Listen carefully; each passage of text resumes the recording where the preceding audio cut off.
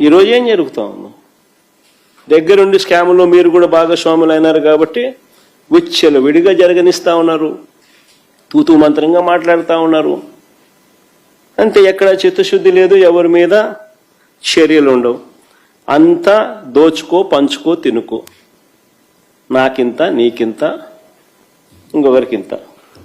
Systematic పద్ధతుల్లో దోచుకోవడం, పంచుకోవడం, తినడం కంటి కనపడతా ఉంది.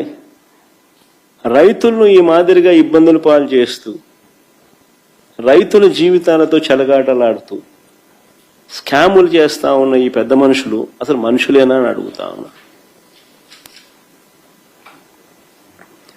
మరో వంక ఏ పంటలకు గిట్టుబాటు ధరలు లేవు, ఏ పంటలకు మరో పక్క గిట్టుబాటు ధరలు లేవు. వరి,